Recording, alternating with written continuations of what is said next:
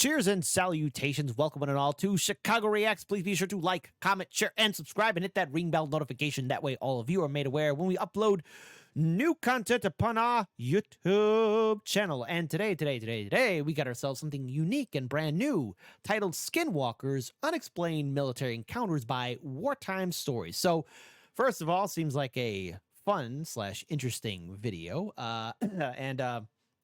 I sure hope I lock the door so the skinwalkers don't get inside. But listen, just the rules. You know what the rules are.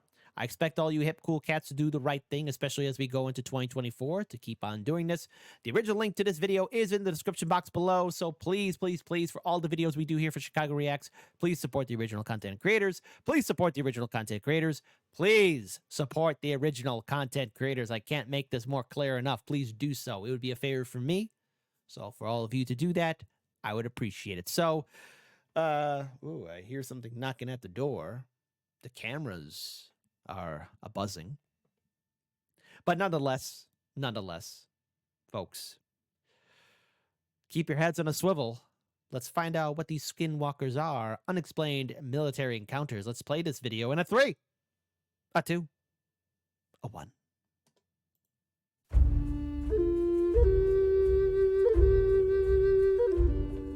The Navajo are a tribe of Native Americans whose earliest settlements lay in the southwestern United States, primarily in what are now the states of New Mexico, Utah, and Arizona.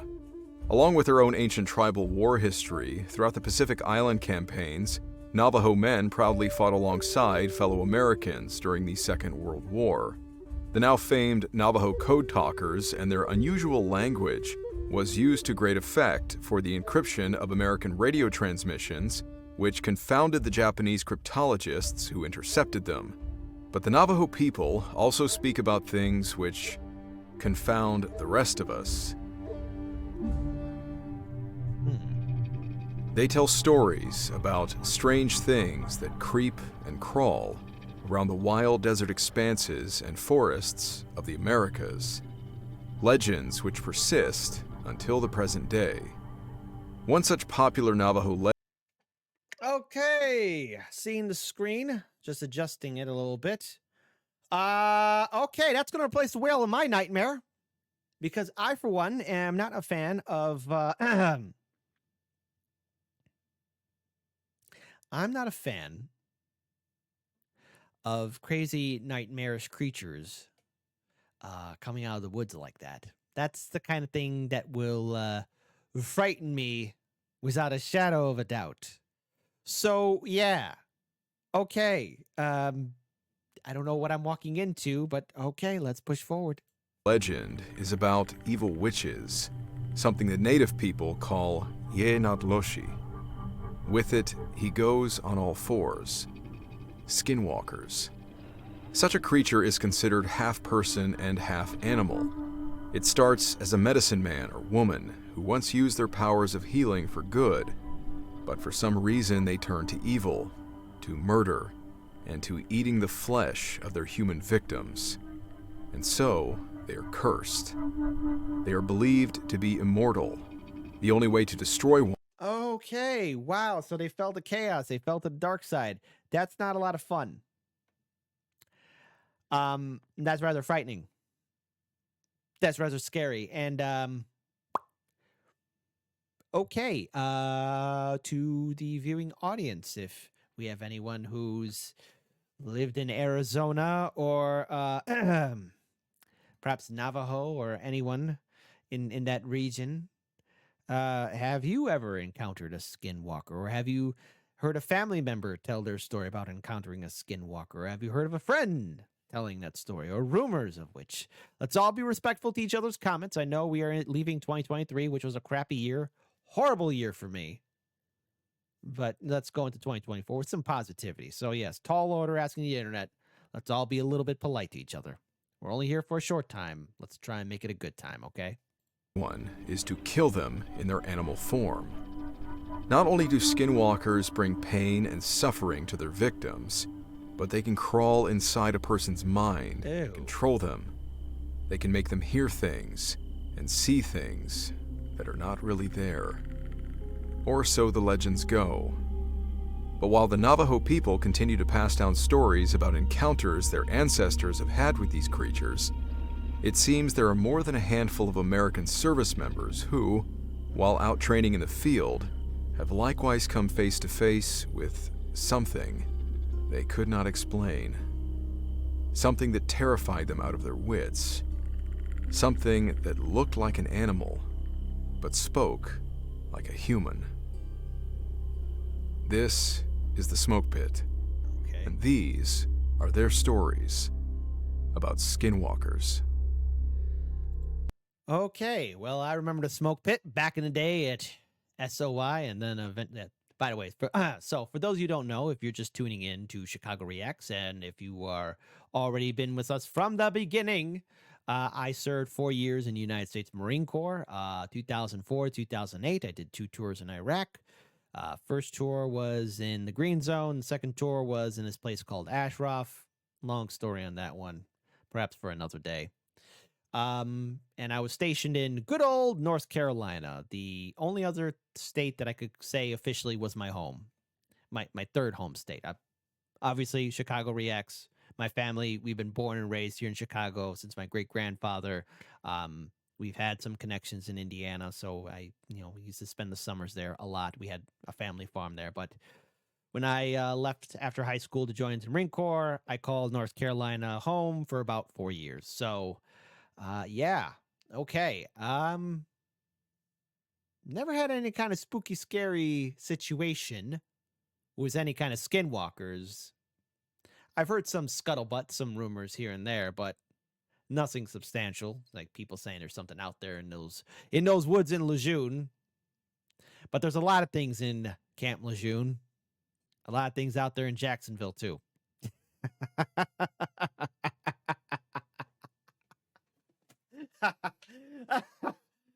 Oh. The older I get, the funnier things are. Old man Kit Kat. All right, let's play the rest of this.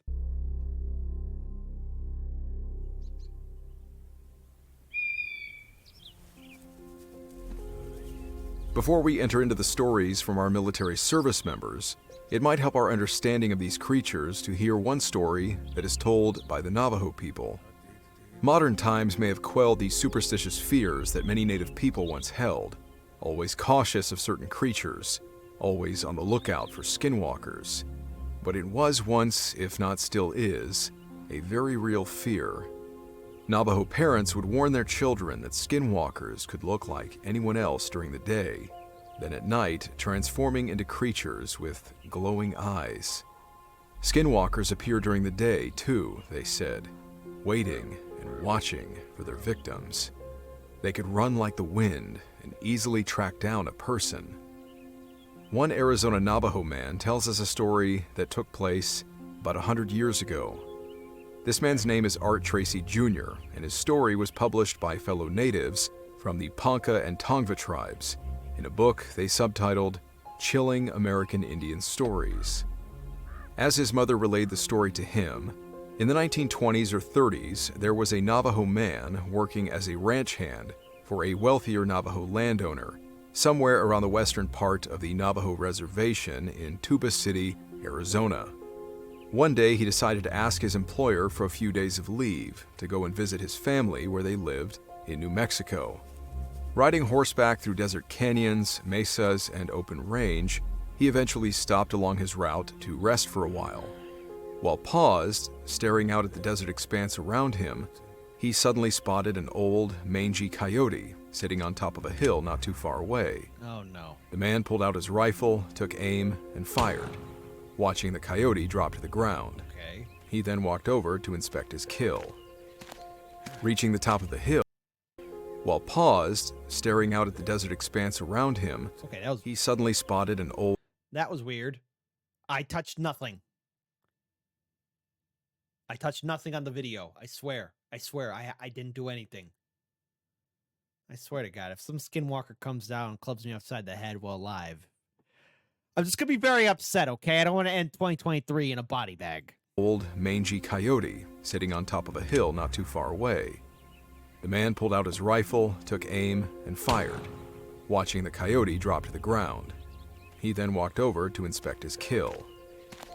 Reaching the top of the hill, he was shocked to find not the body of a coyote, but a young Navajo man with long hair. At least, part of a young man. And he was dead. What? The top half of his body was human, the skin painted with designs, and his lower half that of an animal, covered in the fur of a coyote. Now horrified, the man who shot him looked around, wondering what to do. Spotting a deep crevice along the canyon's edge, he dragged the creature's body to the cliff and hurled it over the edge. His fear growing, he then mounted back up and rode his horse near to death, riding even past nightfall, trying to put as much distance between himself, the creature, and the place where he'd killed it. Finally crossing the Chuska Mountains, he reached his relative's home just past Shiprock, New Mexico. After recounting his story to them, they too experienced an unnatural fear. "You must never go back to your employer," they told him. "You have to stay here. The relatives of the Skinwalker will be looking for answers, and they'll be out looking for you." Oh, God. Well, that kind of sucks. Hey, Skinwalkers can have families. I never knew that. That's horrifyingly disturbing. It stands to reason that a creature that takes the form of a wild animal would more than likely be encountered in the wild.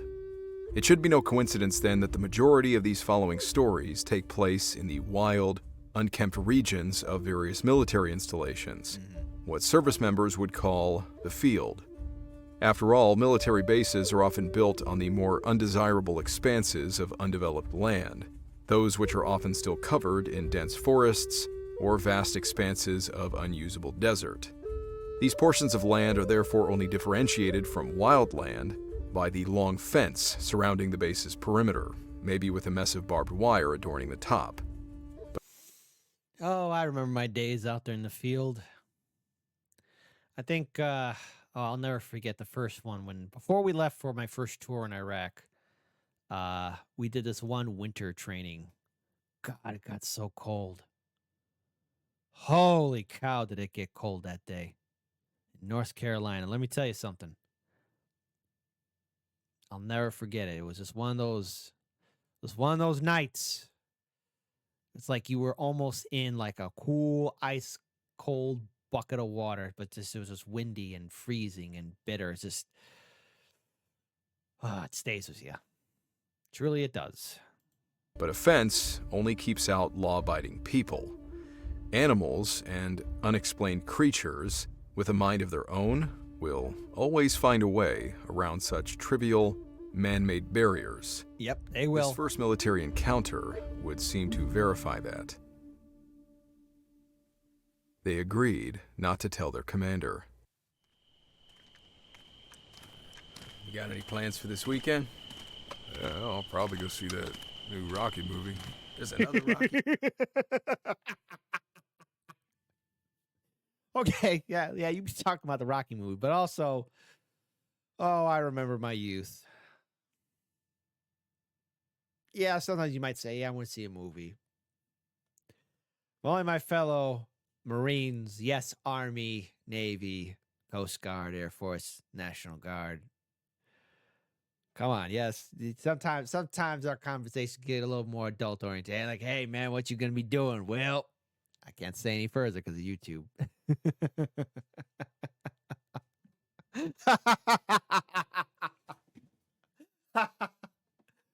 10 out of 10. Please subscribe to Wartime Stories. This channel's won me over. We're already 7 minutes in, but you still got a long way to go. Love this channel already. It's earned a special place in my heart. Rocky movie coming out. Yeah. Who's he fighting this time? Apollo's kids? No. Some commie bastard, some Russian, I think. That looks all right. Best Rocky movie ever. Rocky 4. Mind if I come see it with you? Sure. The girl just dumped me. Oh, again? Yeah, Oh, jeez. Hey, Get your hands up. Damn. Sir. Old man, you scared the shit out of me. Sir, get your hands in the air. Get your hands up.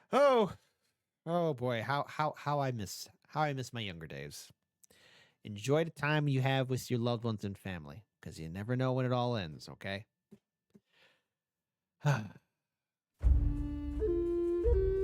Although Stacy doesn't mention the name of the base where her uncle's story took place, I was curious if the base in question might be rather obvious.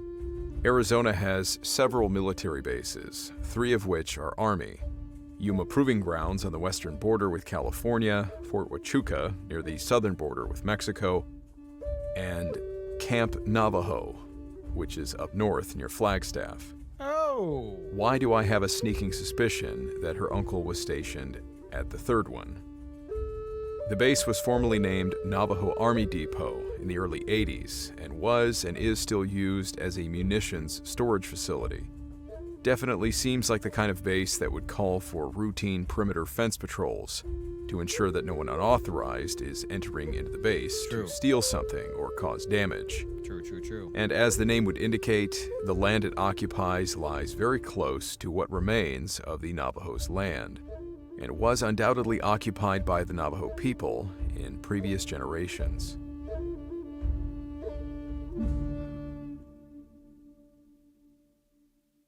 Skinwalker guns. Okay, what now? The following story comes from an unnamed Marine who spent time training in a desert Marinas. That's the way you spell success. wasteland that is otherwise known as Marine Corps Base Camp Pendleton in Southern California. Oh, I remember Camp Pendleton. So, yep. So I mentioned SOI. So School of Infantry. That's like so there's boot camp. Then there's a School of Infantry.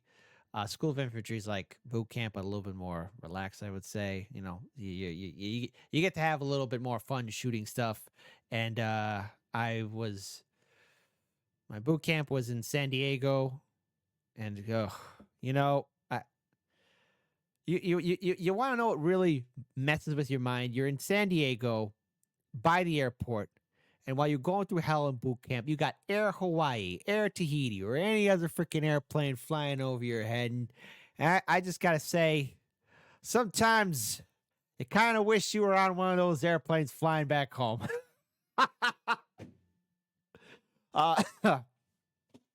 SOI, that was fun. Camp Pendleton was all right. And then I got stationed in North Carolina.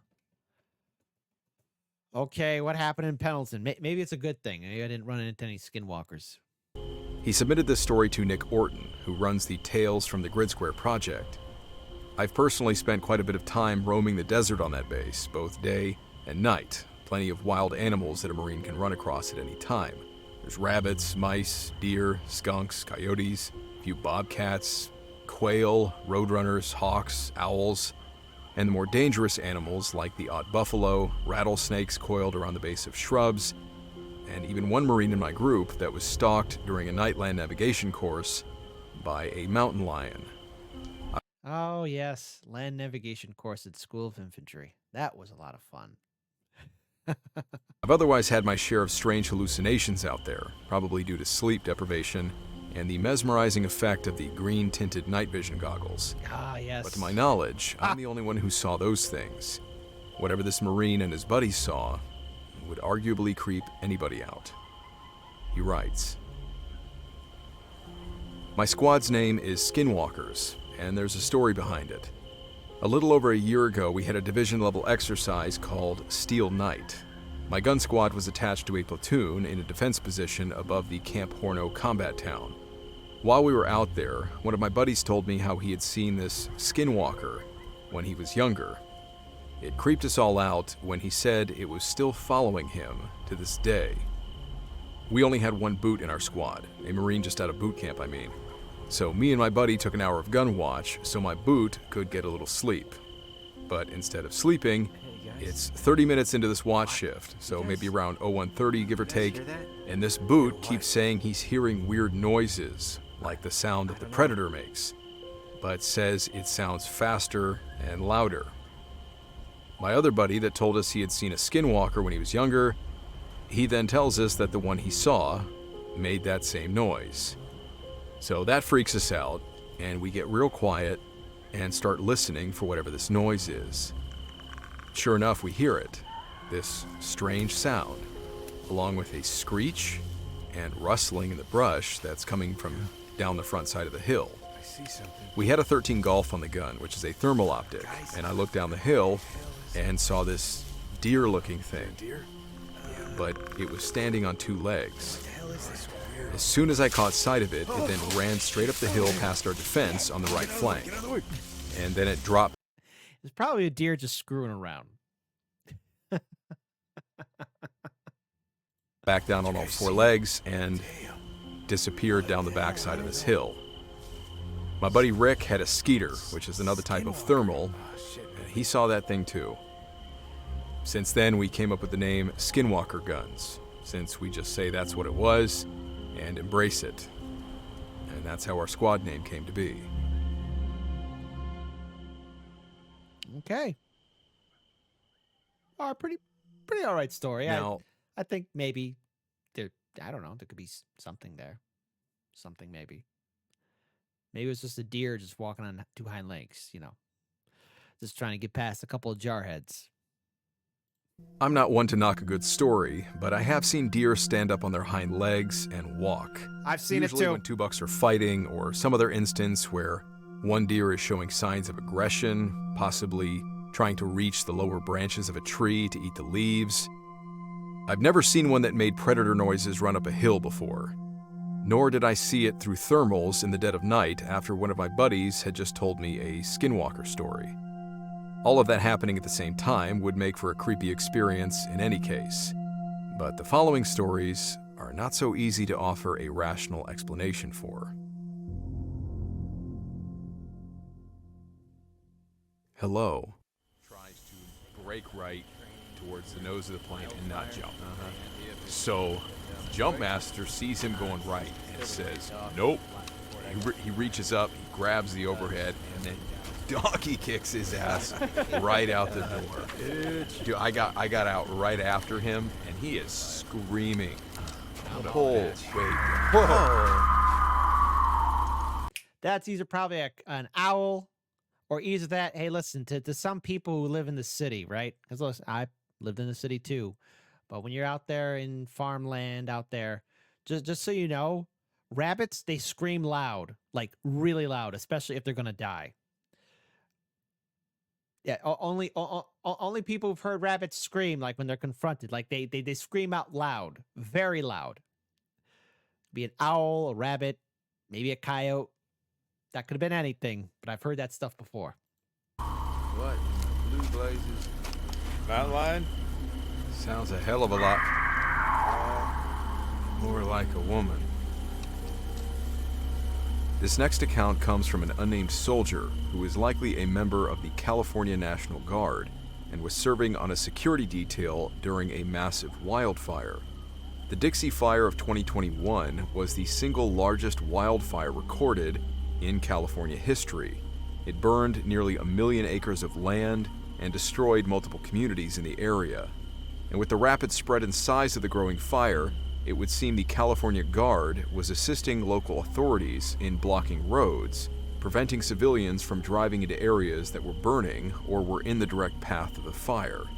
The fire undoubtedly disrupted a vast amount of wildlife in the area. But for this soldier and his group, they appear to have encountered something in the forest that was in and of itself disturbing. He writes, "This happened during the 2021 Dixie Fire in North Cal. My lieutenant, our driver, PFC Bravo, and myself were driving around, making the rounds, and checking on all our guys out at their checkpoints. We got to one where our guys were blocking a road, and they had one of those generator lights. So we stopped for a bit, and we're all just standing around talking and making conversation, when we started hearing a woman screaming. It startled the hell out of all 6 of us. My LT and I ready up our weapons as we take a few steps towards the wood line. We had been told that if we hear a woman screaming, it's usually a mountain lion attacking a deer or something like that, but this sounded close. And honestly, it just sounded too much like a woman screaming. Don't fall for it. It's a trap. It's a trick. It's a trick. Don't go too close. So my LT yells out, "Hello?" And I shit you not, in his same exact voice, we hear back, "Hello?"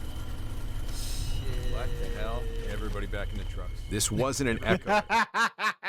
All right. Hey. Okay. Okay, that's it. Abandoned post. No, hold the ground. All.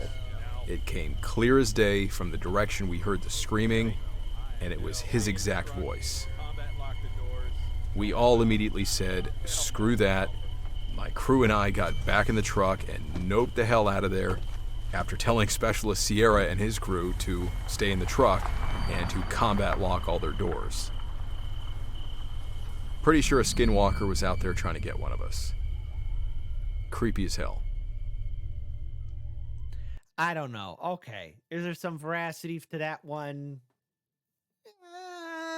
Maybe.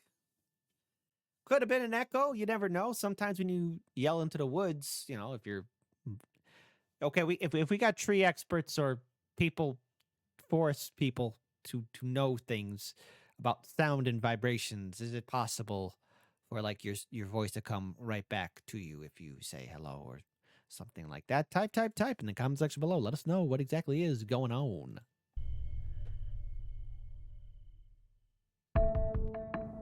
As I mentioned earlier, these last few stories were shared with me by Nick Orton, a man who is currently serving in the U.S. Army and has dedicated much of his free time to gathering these kinds of short and often spine-chilling stories from his fellow service members and veterans. If you haven't checked out his work yet, you are missing out on some creepy and fascinating stuff. And heads up, he's got a second book out now, Tales from the Grid Square, Volume 2. All right, you know what? I might want to get one of these. Combined, these two books account for nearly 500 bizarre reports from soldiers, sailors, airmen, Marines, and Coast Guardsmen, as well as service members from foreign militaries. For me, there is just something both intriguing and yet highly unnerving when reading the accounts of dozens and dozens of servicemen and women from around the world. Oh, Camp Lejeune housing. Little side note, we actually did a training op in like a neighborhood that was abandoned, right? And it was like due for deconstruction. And we actually did some, urban training in some of these abandoned houses. It was something to see. They were due to be deconstructed and torn apart. And yeah, it was something. A lot of fun those days. Oh, those old school days. Who have never met each other, and yet, like these stories, they all report having these eerily similar and yet highly bizarre experiences during their time in the military. You can find Nick's books by following the links in the description section of this video, the link at the top of the screen here, or by searching for the books on Amazon. With that, here is one final Skinwalker story from his collection, another unexplained tale from the Grid Square. I know you're there. Okay.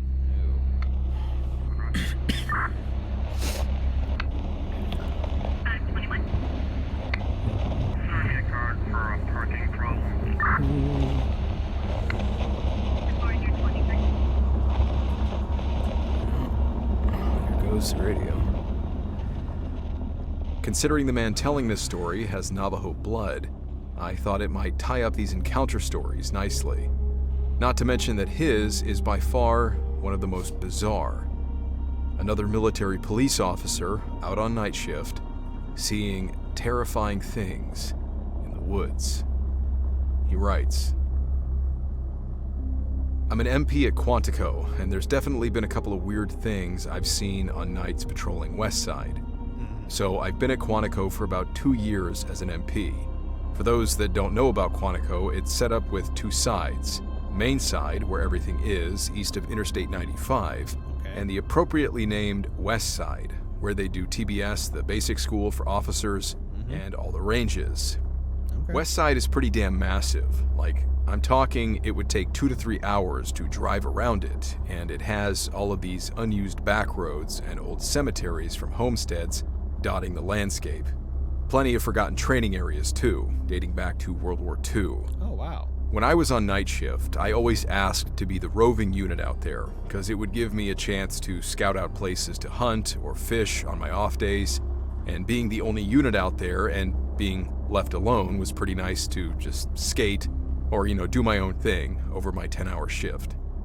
Now, I'm not a stranger to the woods or to the outdoors or anything. I grew up running around the mountains for quail and deer in Southern California as a kid, and spent a ton of nights out camping by myself in my teens, so there's really not much out there in nature that freaks me out. But one night, in about November, when the nights get really dark real fast, I was done posting Marines out on the gates and was heading up to a far-off training area. I had my tree stand and trail camera that I'd previously set up and wanted to go take a look to see if anything had been around. To get there, you have to drive about 30 minutes up one road and then another 15 until you hit a long dirt road that dissects that part of the base in half. And in this particular area, comms always sucks, so without a working radio, you're pretty much out there on your own. I parked my Durango on the offshoot. I grabbed my flashlight and started off heading into this creek bottom about a mile or so off the road. I've done this a ton of times, so I got there pretty fast. I grab the chip out of my trail cam and I hop up into my tree stand to take a look at it and to kill some time. And not even 5 minutes into flipping through pictures, most of which were of just some turkey that were hanging around, I hear someone, and I say someone because I thought it was a person, walking through the woods about 30 yards in front of me. Okay.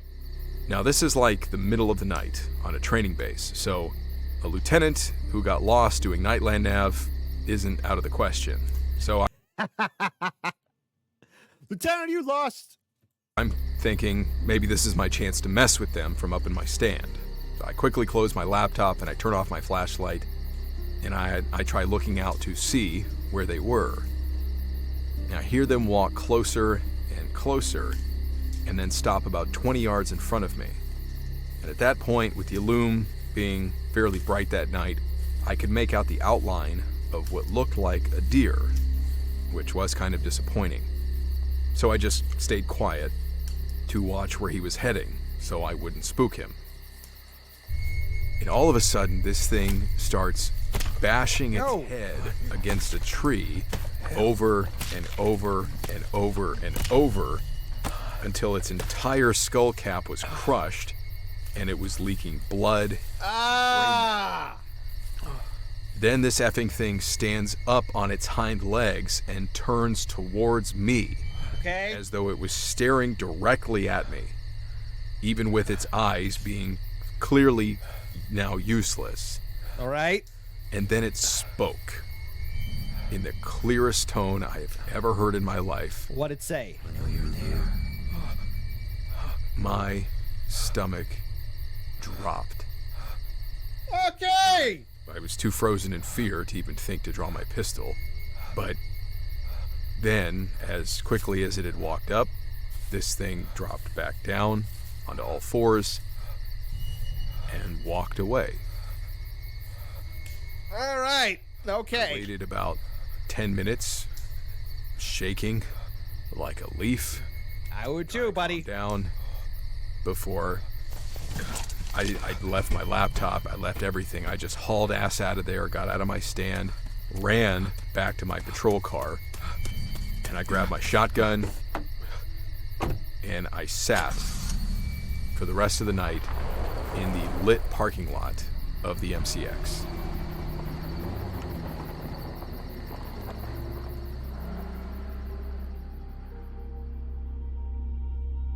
It took about a month before I summoned up the courage to go back, grab my laptop and stuff I'd left there. And I went with a friend who I didn't tell what had happened, but I told him to bring his long gun as well. When I got there, I grabbed my stuff and I looked towards where the thing had been. And the tree was busted up with splinters everywhere and what looked like, the bone fragments and the mess, the blood scattered on the ground. Needless to say, I don't go out checking stuff in the middle of the night anymore. and I hunt on the complete opposite side of the base. And anytime I do need to go by there now, I always take a shotgun in condition 1. I told my Navajo grandpa about this, and he told me not to speak about it, but clearly, I don't listen well. It freaked the hell out of me. Got me so messed up to the point where I don't even like going in the woods anymore. Well, that would scare the crap out of me. But, it could have been a deer with obviously maybe, seeing a deer, because animals can have rabies or any other kind of issue that would cause them to act weird. Maybe when he saw the animal act like that, maybe his body got frozen in fear. Maybe he never saw anything like that. And sometimes them woods play a tricks on you.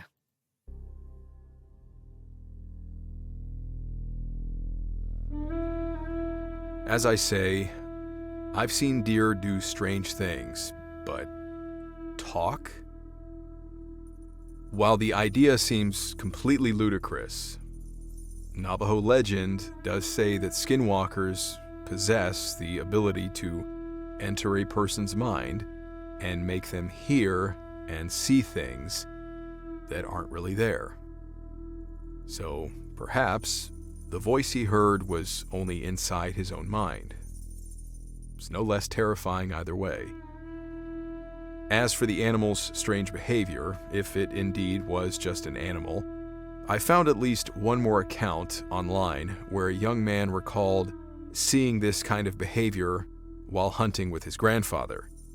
No idea where it took place, but the two men apparently watched a deer slam its head repeatedly into a rock until its antlers and skull were shattered. The animal then clumsily licking its own brain matter off of the rock Ugh. before standing upright like a human, Okay. he said, and then walking into the nearby river and drowning itself. Both the young man and his grandfather were also terrified by the experience. It likewise kept them from wanting to return to the woods. And quite strangely, the story ends with the young man saying his grandfather moved to Florida shortly afterward for what he put in quotes as safety reasons. He makes no mention about having any suspicions about what this animal was, other than just being a deer, acting strangely. I could probably say I have not found myself in that situation. Now, I've seen animals act crazy because if they have rabies. Hell, one time, a spooky time, when I got done doing a film project, I was loading up or unloading the car, getting out all the film gear and equipment, and this was like around midnight, and I kid you not, in Chicago, I saw a pack of coyotes.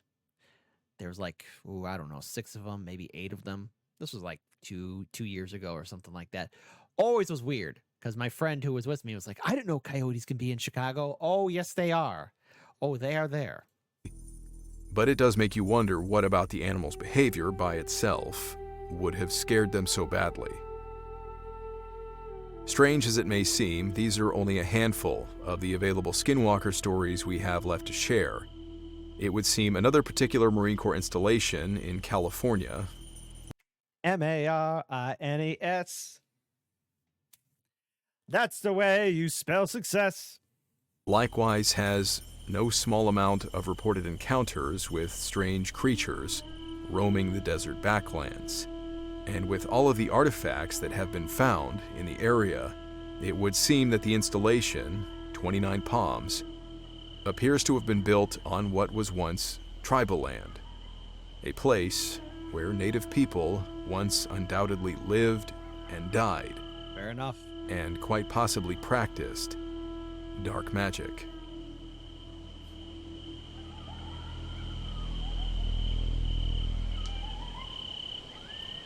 I'm recording this at night, the day before New Year's Eve. Just remember, I like living. And if some skinwalker comes knocking on my door, just stay away.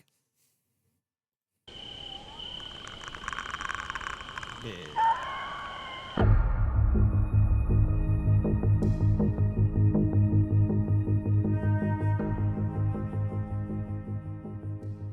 Hey guys, thanks for sticking around for the credits. This video is being released just before Halloween of this year, so stay safe out there if you're going out with the kids. Otherwise, I don't have much to add here since I gave most of my own commentary during the episode. But one thing I did want to mention was about a man named Wally Brown. Wally was born in New Mexico, and his family can date their Navajo lineage back more than something like 500 years. Yeah, the Navajo more often refer to themselves as the Dene, which simply translates to the people. His grandfather was a medicine man, and so from a young age, Wally's parents and tribal elders apparently saw that their son would also, he had the traits to also become a great medicine man. And so Wally began training and participating in traditional Navajo ceremonies from a young age. Wally and his family continue to maintain these traditions and have dedicated their lives to teaching others about them. And so in one of his videos, he has a YouTube channel, the Navajo Traditional Teachings YouTube channel.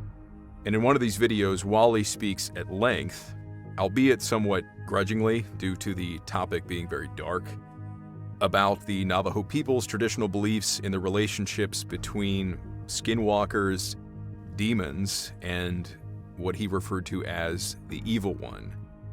So if you wanted to learn more about the strange, dark, and mysterious side of Navajo legends straight from him, or learn more about the Navajo people, I'd recommend checking out his channel. But while watching his videos during the research for this episode, I couldn't help but to notice that along with his handmade walking stick, his traditional headwear, and a turquoise necklace, Wally always wears a particular medallion around his neck, which bears an eagle, globe, and anchor. Yeah! Yeah, Wally! Represent! Proudly displays the words, United States Marine Corps. A quick bit of research told me that Wally himself, along with being a Navajo medicine man who is unbelievably well-versed in his people's ancient traditional teachings, he is also a Marine Corps veteran, having served in the 1960s. From what I gather, he never actually deployed to Vietnam but remained stateside. And from his own account, he said that he witnessed firsthand the hell of PTSD. And in treating these wounded Marines, in whatever his occupation was, he tried to apply a lot of these Navajo medicine teachings, whether it be the chanting, prayers, healing ceremonies that he would use to try to bring these wounded men back, their minds back to a state of calm. So I know a lot of his buddies went to Vietnam, but I'm not sure if he did. I don't think he did. But anyway, from one Marine to another, I just wanted to acknowledge my... Oh, everybody, you better frickin' subscribe to this channel in droves. We find out that Wally's a Marine, the narrator's a Marine, I'm a Marine. Triple threat through and through, Semper Fidelis. 10 out of 10. I think this is my favorite video of this year. This is a good year to end it. That makes me happy. sincere appreciation for his work and for sharing the Navajo people's and his own incredible legacy with the rest of us. Of course, I have to give a shout out to my incredible patrons who you always see running in the credits here. Thank you guys so much, as well as anybody who has greatly supported the channel by going to the website, picking up some merchandise, and certainly everybody who's ever sent me a story recommendation or a story submission. Still getting back to your emails, just trying to knock out a few episodes here. Appreciate your patience on that, but otherwise, thank you guys so much. If you're new to the channel, welcome. We're happy to have you here. And with that, God be with all of you, no matter what you are dealing with, and I will see you in the next episode. Oh, yeah. Overseas bases that I've been to, where I got to visit some really unique, creepy places. There was, you get that sense after doing all these stories that anywhere that there has been a lot of chaos and violent death, particularly, I really it's like those emotions like just kind of get locked in the environment in some strange way when they're that intense, where to the point where that person's losing their life. That seems to have an effect on the environment, right? Welcome to the Hero Front Podcast, the 2022 Veteran Podcast of the Year winner. Wow. I'm your host, Josh White, and I talk with heroes around the world to inspire, educate, and to remind you that you are not alone. My own personal journey was marked by struggles like depression and alcoholism, which led me to almost lose my life. Now, after years of working on myself, I'm now blessed to say I have an abundance of pride and purpose. And I have made it my mission to share and spread these lessons by having insightful interviews with inspiring individuals, emphasizing trust, transparency, and meaningful conversation to drive positive action in our lives. Above all, I aim to inspire you to unleash your inner hero. We all have it in us, and it's time to bring it to the front lines of our lives. Let's get after it. That was awesome. That this YouTube channel also promoted the Heroic Fun podcast. First time hearing about them. I'm going to check them out. It's always good to see military veterans, no matter what branch of service you're in, doing good. And PTSD is a very real thing. And a huge shout out to Wally for helping out his fellow Marines. My father served in Nam. He only spoke about it once. I never had a chance to meet my dad. He passed away before I was born. But I will say this. This was a interesting video. A little creepy.